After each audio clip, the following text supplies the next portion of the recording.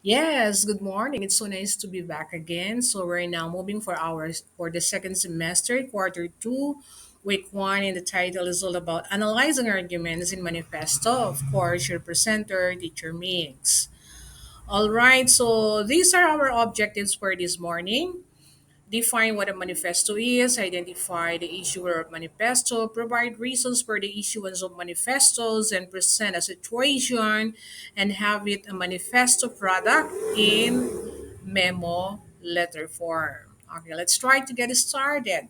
Why manifesto is being proclaimed, being pronounced and declared? Okay, what do you think? Yes, it is being pronounced in order to inform the public for a certain suspension, perhaps or cancellations, or perhaps informations that is really needed to be learned and to be known by the public. What's the significance of issuing a manifesto? There is a great significance because it is if it is actually issued by the person in power and authority. Obviously, we came to think that this is true information because it was proclaimed by those people in power. So there is no such benefit of the doubt and certainty is that the pronouncement is considered a factual pronouncement. So this pronouncement can be pronounced either oral declarations or even written declaration.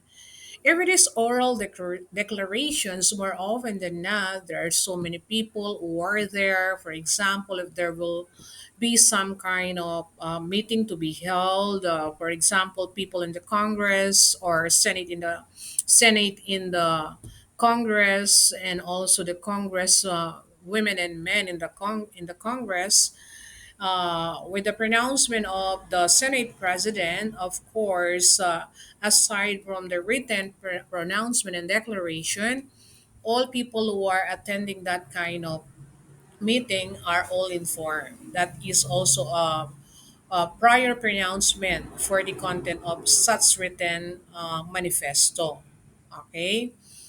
All right. So let's try to continue. So, as far as manifesto is concerned, we have this cited definitions which I have gotten from. I just got from a book I read and also from the module. It is said that manifesto is a public declaration of policy and aims. It is a written statement declaring publicly the intentions, motives, and views of the issuer. Speech to the declarations of independence. The intent of the one of those documents is always to outline core beliefs and inspire sweeping change. So, meaning to say, uh, with this definition, we can say that the manifesto can be delivered and be expressed in both oral and written pronouncement and declaration. Okay, let's try to see who are those concerned people who in the issuance of and pronouncement of such manifesto. As far as the president of the excuse me, as far as the president of the Philippines is concerned, for example, because of the previous Typhoon Katrina, there was a directive coming from the office of the president informing all levels in Luzon, classes were suspended because of this Typhoon Karina. So there was a pronouncement publicly over the radio, on TV, but the written document was forwarded to those concerned offices, like for example, with the regional offices down to the division offices. Those are kind of actions that may be governed and followed through proper channel, as they call it, or perhaps with the pronouncement that we have heard on TV and over the radio. It's a public declarations that suspension of classes is now being directed all over Luzon in order for the people be secured and be safe from danger. Okay, so The issuer concern is the president because it's a nationwide directive, and that manifesto coming from his office. Now, when the incident or the proclamations or pronouncement of these declarations coming from the office of the governor, those people who are basically greatly affected on this are those people living only in the province of Pampanga. For example, in Pampanga, our governor is headed by Pia Delta Pineda. So he is in power and authority to suspend classes all over Pampanga. And then there will be a manifesto that will supposed to bring down from his office going down to those concerned person who will disseminate the information. And that is from the office of the governor.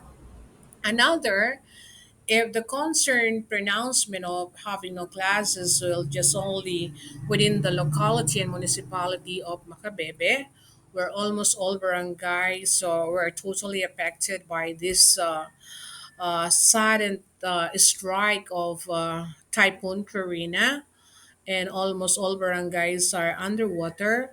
So people in authority and power is the mayor because she knows the conditions of all barangay that made him to suspend classes for all learners all over the municipality of Macabebe. Okay. Now, aside from the mayor, the barangay captain has also the power to issue such kind manifesto in a form of memo letter, informing all the people in the barangay that the suspension of classes was actually decided because the conditions of the barangay is not that good, and it has a negative conditions where the impact of this flood brought by Typhoon Karina affect almost all families that made the barangay captain to decide and have it a manifesto in a form of memo letter addressed to all addressed to the concerned person in his jurisdiction within the barangay of San Vicente, San Francisco High School, or perhaps within San Francisco Barangay, Macabebe. And then the last one, we also have this what we call because the principal is actually learn and know the conditions of the school community and trying to guard and find out what's the conditions of the weather and also the floods, so whether is it moving up or moving down. So he has the authority to decide and suspend classes as well if the immediate decision is needed at once, especially if it is on the concern of the learners, because in the school the utmost priority all the time is is the safety and security of our learners. Okay, so these are the most common people who have been issuing some kind of pronouncement and declarations publicly, and this pronouncement can be declared in both oral and written. Okay, let's continue. Now, I gave you some kind of situations, but this is not actually the real situations I did. But on the other section, I just let them to perceive themselves in other position. Okay, situation number one, seeing yourself in the position of supreme secondary learner government president, how would you express your manifesto in informing all independent organization in the school should go through their elections of officer? Write your manifesto in a memo letter. So you are now informing all those independent organizations to hold an elections of officer, and this is expressed in a form of memo where all concerned will be signing up and be notified, and then sample will be presented later on. And then situation number two, plots in the school is just about to be dried up. Looking yourself in the position of the principal, how would you express your in your manifesto through memo letter by bringing back face-to-face classes? So since the land area or almost part of the school is almost drying up, so you wanted to bring back now the in-person classes as you have conducted ocular inspections that it is already possible for the school to have the F to F classes. And then you will be seeing yourself in the position of principal, and you will be issuing some kind of manifesto informing all concerned that F to F will now bringing back. Okay, will now be bringing back. Okay, so let's continue. So these are a concrete example for that. Okay, of course you have this letterhead, the logo. They are too, they are too too large. So okay, that should supposedly in a small size. Okay, so this was actually created by one of my students, which I took the sample. I did not notice that the logos are too big enough. It should supposed to be small. So it has the prom, the to, the re, the date as well, and then the intentions of the issuer, why it was being pronounced. And then this is in a form of memo letter. And then this one is the actual manifesto.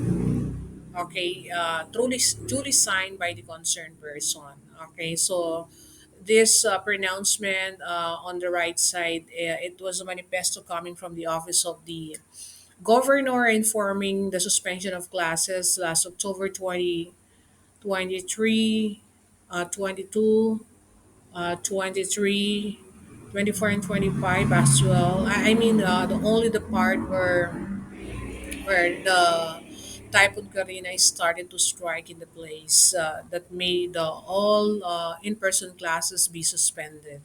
Okay, all right, let's continue. Now we also have this pronouncement of declaration in public. So pronouncement of declaration in public, this can be done orally. Okay, these are deliberately pronounced in impromptu with the presence of all involved persons. Like for example, during the time